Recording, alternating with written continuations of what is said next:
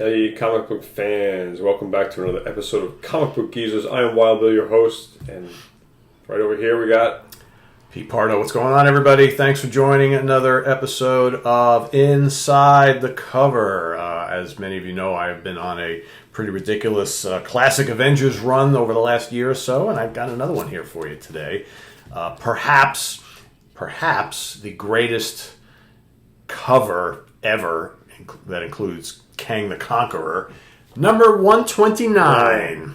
It's in good shape. It's in really good shape, yeah. This is another one of those classic issues that I had back in the day when I was a kid and sold for beer money when I was in college. So I had to rebuy this puppy. 25 center. Yeah, I had to rebuy this one not too long ago. And, this is because, of course, Kang is now being introduced into the Marvel Cinematic Universe. Any issue with Kang is getting up there in price. Now. Yeah, I mean, this wasn't a lot of money, but it was, it wasn't $10, right? So no. It was a little more than that. And this came out in 1974. Steve Englehart storyline, Sal Buscema and Joe Staton. I don't know who Joe Staton is. I've heard his name. Yeah, he's been around. He has. Okay. Yeah. They did the art and the inks. Tom Orshikowski lettering, Bill Mantlo coloring, and of course Roy Thomas was the editor-in-chief at the time. So what's really amazing is as I looked through here, and I'll kind of get to it, is how many issue. Like, Kang really was the arch nemesis of the Avengers. Yeah. And sometimes I think he's quietly was because, you talk about like Ultron, right, and various others. You talk about Fantastic Four. It's always like, you think of Fantastic Four, you think Doc Doom and Galactus, right? You think of other. So you don't think of Kang with the Avengers?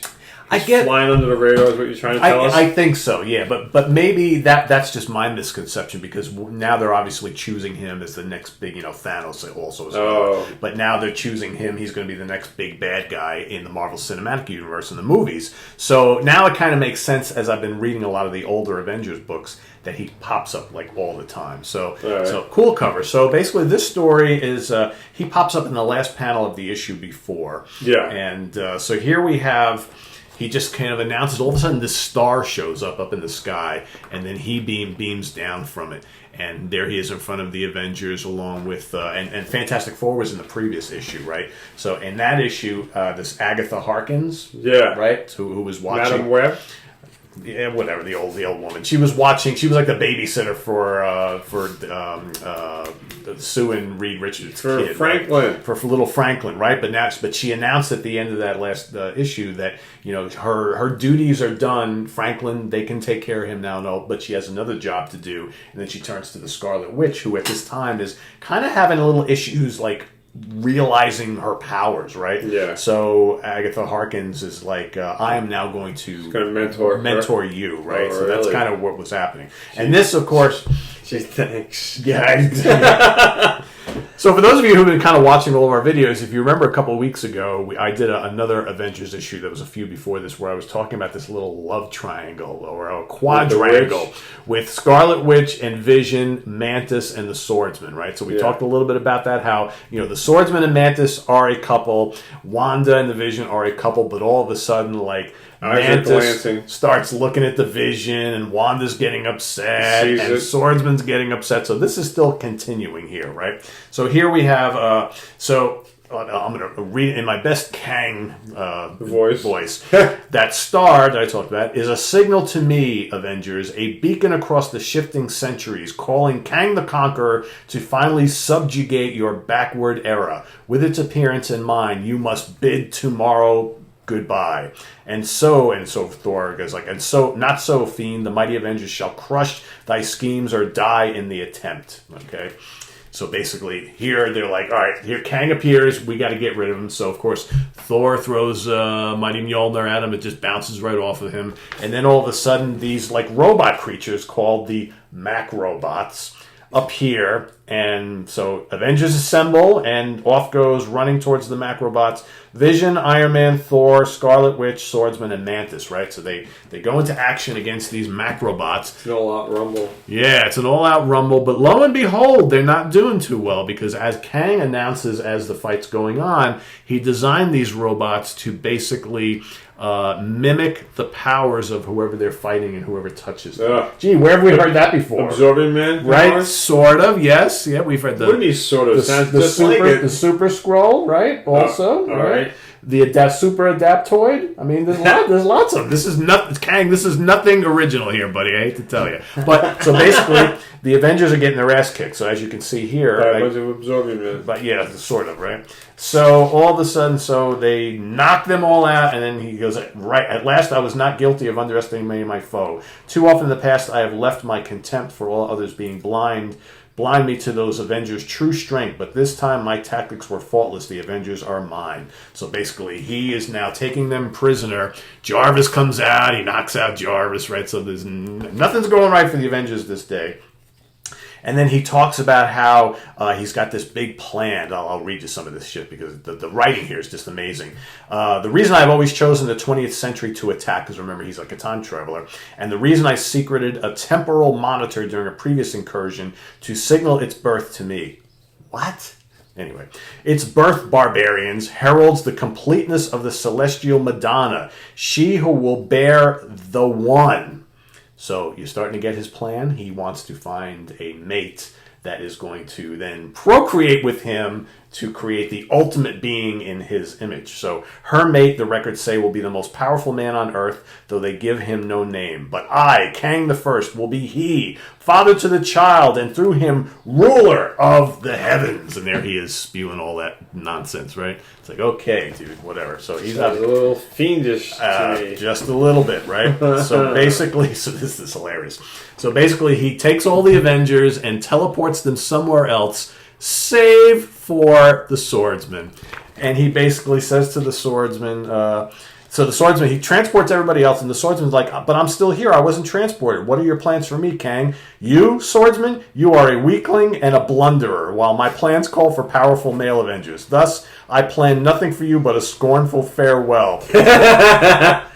Scornful farewell. So he's all pissed off, and he goes, he didn't even care about me. He thumbed his nose at me like I was nothing. Blast you, King. You'll see what I can do. And then he starts moaning about... This guy's pretty much right, though. Oh, yes. Yeah, you're absolutely right.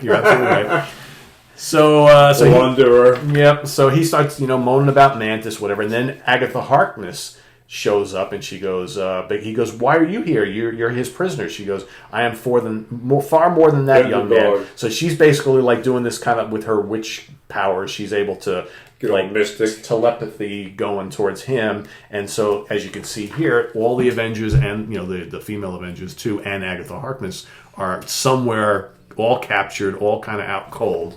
So now she basically tells the Swordsman where they are, and they're in ancient Egypt. Right? And we need his help. Yeah, we need your help, right? Because someone's got to help, right? Get the fuck out of here! They couldn't just call the Fantastic Four, who were just in the previous issue, there with them. They're still up there in the hovercraft. Right, you would think that's what she would do, right? But no. So that they're being held prisoner inside a pyramid in the pyramid of the Pharaoh Rama Tut. That's where they are. They're in a tomb. They're in a tomb. They're in a pyramid. So basically, you have to. She's like, you have to come. How find them? Yeah. So yeah, basically, you get in the Avengers hovercraft and just go. We're in Egypt somewhere. Come on. Is this a swordsman? The Swordsman, yes. So he basically... But he's a blunderer. He's a blunderer, right? He's useless, right? That's what Kang said earlier. That's what Kang said.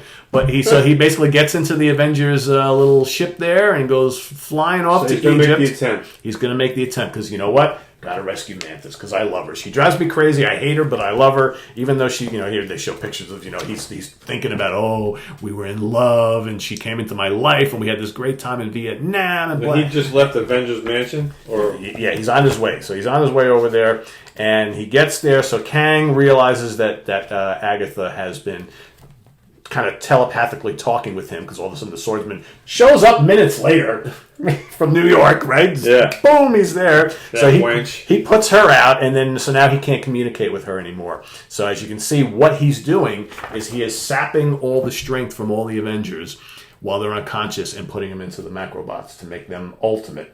like beings, right? Okay. So that's basically what he's going to do here. He's using them like life force batteries. Exactly.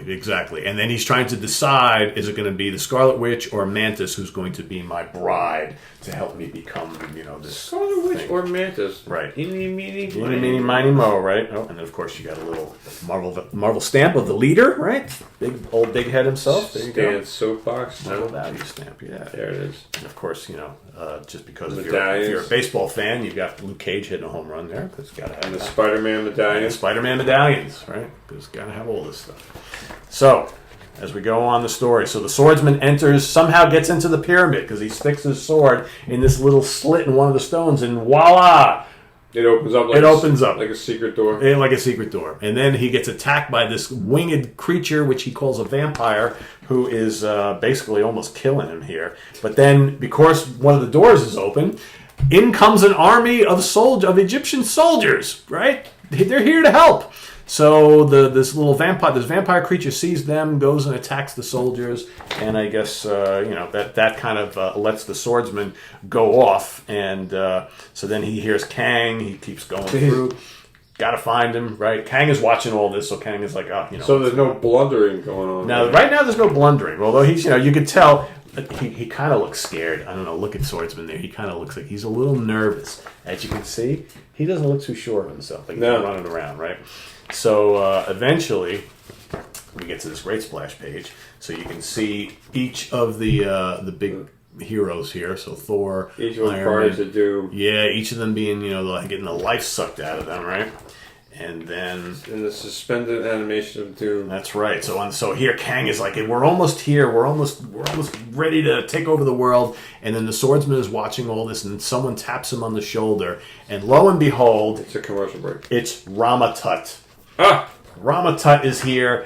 I'm going to help you. We have to take Kang out, and that's basically the cliffhanger at the end. So tune into issue number 130 to find out if Ramatut, along with the swordsman and the rest of the Avengers, can overcome the evil of Kang the Conqueror.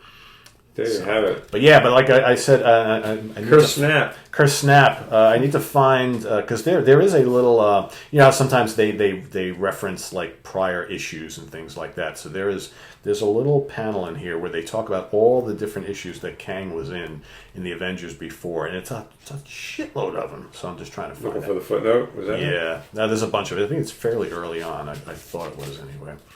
Yes. Okay. So he was in Avengers number 8. 23, 24, 69, 70, 71, and then 29. He was 129. 129. He was in 128 at the very end. And he went in 130 as like well. Wolverine at 180. Yeah, exactly.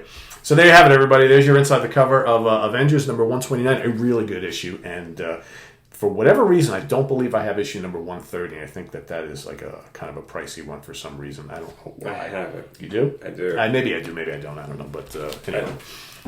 I'd have to. I don't remember. When you got so many things, sometimes it's kind of difficult. But anyway, let us know what you think of this issue down below. If you don't have it, maybe you want to buy it because you just can't resist this great storytelling that we threw on you today. Yes. Right? Maybe you want to click the like button. That's right. That's maybe what you should do. Thank you for your subscriptions and your comments. And always click the notification bell so you can keep in the loop every time we have a new video. As always, we thank you for being here at Comic Book Geezers. I'm Wild Bill saying thanks for being here. And we'll see you next time. That's right, everybody. Tune in once again in a couple days, and we'll see you then. Take care. Bye-bye. Bye.